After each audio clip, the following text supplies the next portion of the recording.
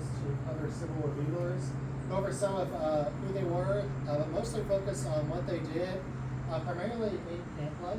They did also see service in the field as well, like in combat.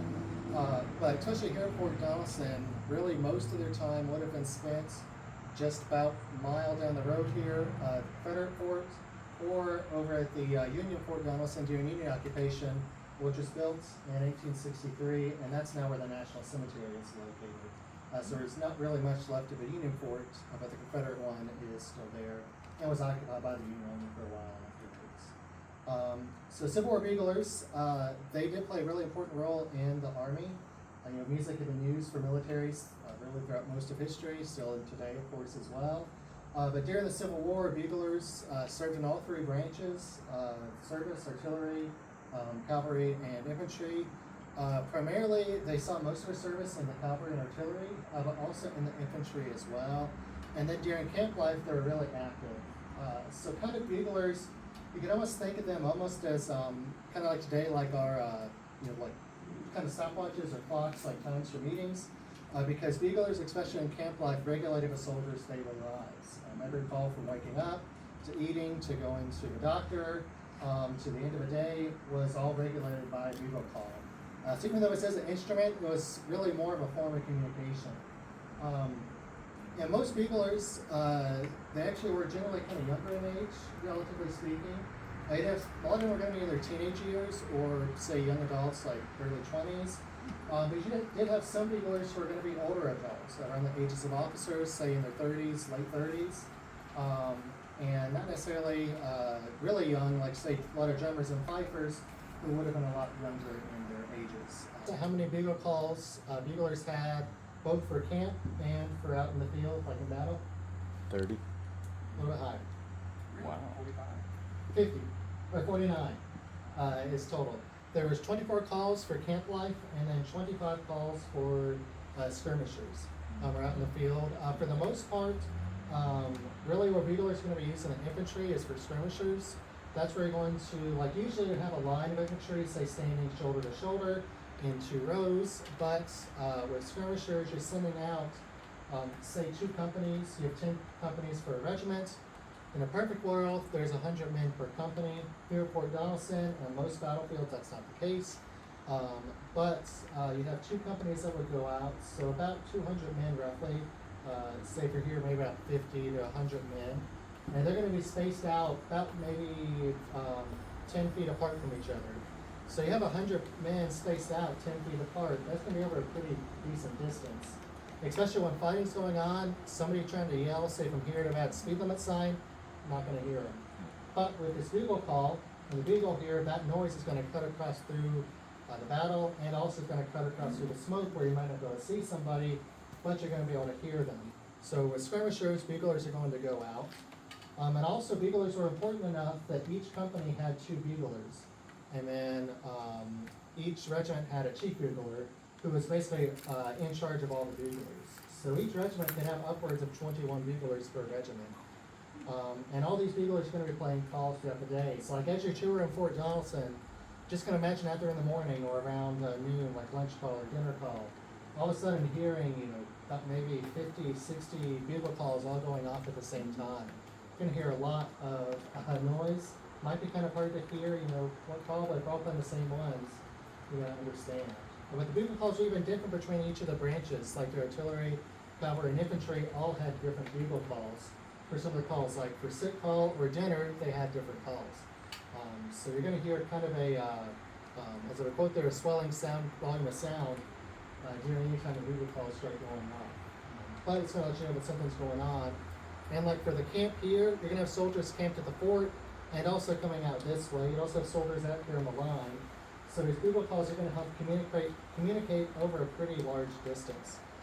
Over say a couple miles, it's going to help communicate over a pretty wide area. But kind of what I want to spend the rest of the program doing is going through some of the bugle calls, just your typical soldier here would have heard, say throughout one of their daily lives. This day could be a day like today, could be Saturday, could be winter, Thanksgiving, kind of varies, but almost any day. A lot of these calls we'll be playing here in just a moment are going to be similar calls that they would have heard, just really on a typical day. Any guesses of what the first call they would have heard at the very beginning of the day? Reveille. It's actually Assembly of the Buglers, not Reveille. Yes. Oh, okay. Yep. Oh. On the Civil War, they're playing Assembly of the Buglers because you have to get all the buglers up and ready. So that's going to be the first call that they're going to hear. Generally, for the soldiers in the summertime, for the most part, their day started at 5 in the morning, and the winter time started at 6 in the morning. Earlier in the summer, later in the winter. But Assembly of the Buglers is going to be the very first call that the soldiers will hear, and I'll play that here in just a moment. So after about 15 minutes or so, that's then when soldiers would kind of have to, basically until they can start to get ready. But that's going to be the first song we're going to hear, or bugle call they will hear in the morning. And that one goes as follows. We're playing the infantry call for this one. Play over this way, so that way it's hopefully not don't deafen anybody.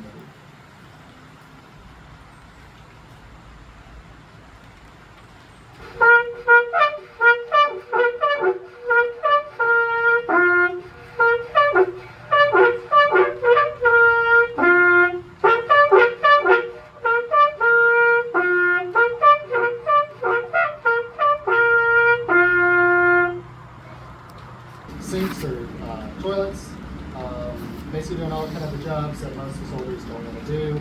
Cavalry and artillery, they're going to go out and basically kind of get along. They don't have to do as much because they carry a musket and stuff like that. But most of the soldiers, they're going to be wearing most of their clothing for the most part, so it's going to be kind of fairly easy. Like some of them are just going to lay there for a while, get some extra sleep, and then kind of rush out at the last minute. Assembly is the next one they would have heard. So that's here as follows.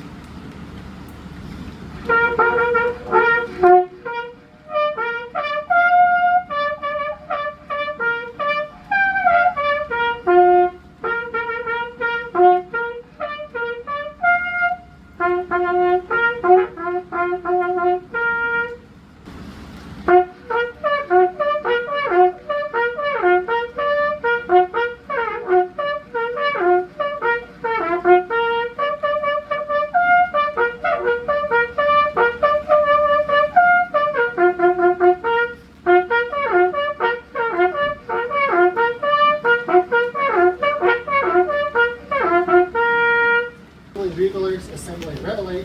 Soldiers are going to get up. Maybe about maybe 5:30, 6:30 in the morning. They're going to have roll call, so go down the name, see who's present. If you're not present and you're not either in a hospital, on guard duty, or detailed to say work in a hospital, better have a really good excuse to get up. Otherwise, you're going to get stuck with fatigue duty, so picking up on the trains, carrying buckets. Camp kitchen duty. You better be dead. Things like that. But generally, Even then, they have to sit. and then they're going to go out their day. For artillery and cavalry, they have their horses to take care of. So they're going to go off. They're going to hear water call. They're going to go off and feed the horses, take care of them, then go take the horses to get water. Now, a place like here, it's going to be pretty easy. You got some creeks around here, the Cumberland River. Pretty easy for them to water their horses. Say you're further away from here, or maybe during a drought, like we've been in, or up east, maybe not next to a larger river or a creek, might have to go up for a mile or two away to get your horses to water. So that's going to be kind of a time-consuming task. And you do all that before you get your breakfast. So you might be pretty hungry and tired. Then after that call, then you're going to have breakfast call. And that's going to be artillery and then the infantry. So there are going to be some different calls. There is cover as well on that with me. So again, say you're hearing one of these calls, you're going to hear 3 separate versions, but only the same thing. And you're going to have to kind of learn it pretty quick. You are going to learn it quick because you're hearing it day in and day out. But if you're an infantry, you're hearing one call, artillery, a different call. So you're going to have to kind of know what call is which based on your rank of service. So this one here is the artillery. It's breakfast call.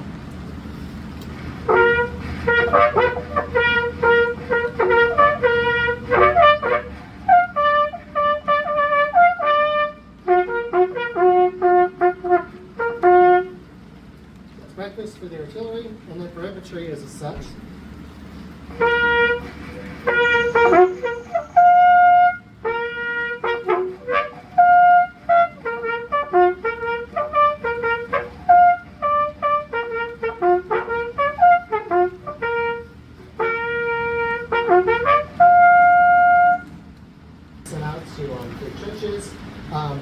both for Confederates and Union soldiers, are going to spend a decent bit of their time at the beginning of building the fortifications.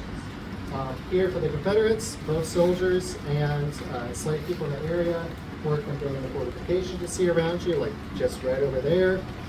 For the Union soldiers, they would have spent time building Fort Donelson on both them, and then basically free black workers here who would come to the fort to basically get freedom after Fort Donelson fell.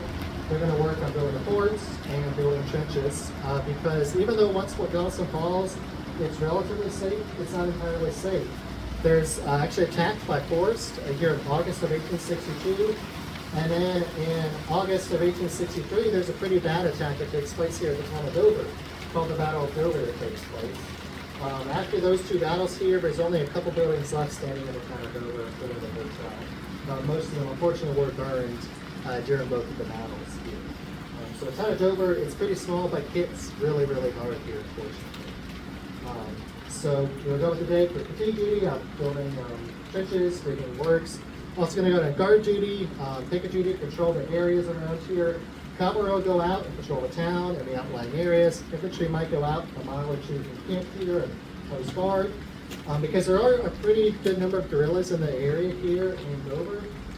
One of the cavalrymen here in the 5th Iowa, he hears it reported that in this county here in Stewart County, this has the most number of secessionists in the state of Tennessee, at least what he hears reported. So there's a lot of people here who don't like the Union Army being here. They're going to band out, might take shots to try and ambush soldiers who are out. So while guard duty might be nice in some cases or not, but at the same time, a lot of them aren't going to like it.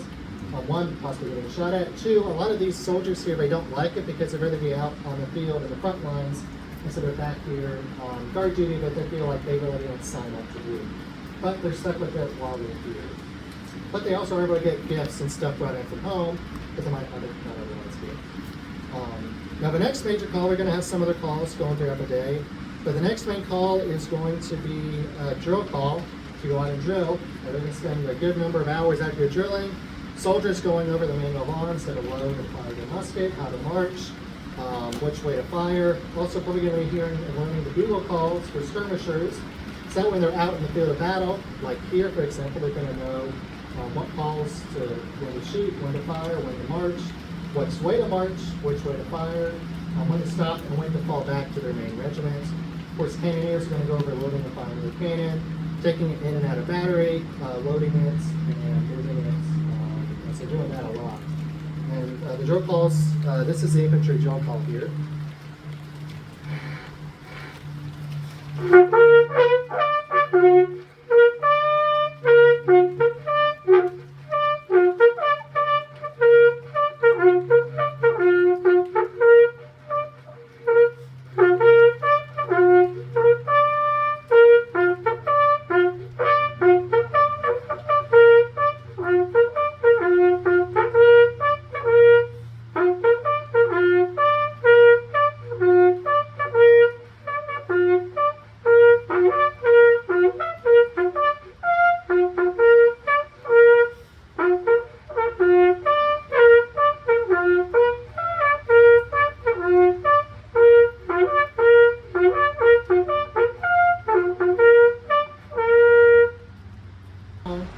Like when the Confederates are occupying the fort and for the beginning of the Union occupation here, they'll be hearing retreat.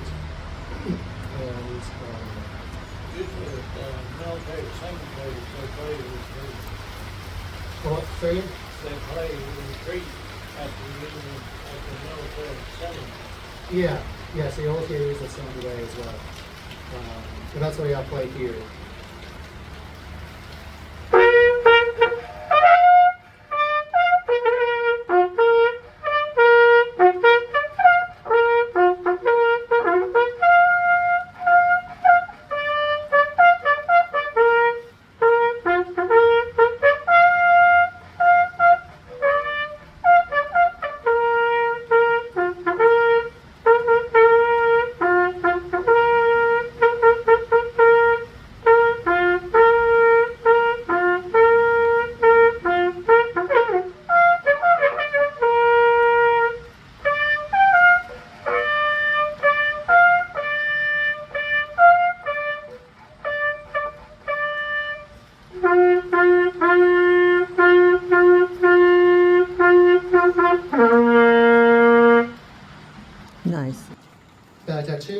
Here is the infantry one, which is slightly different from the artillery. The German has kind of a better sound to it.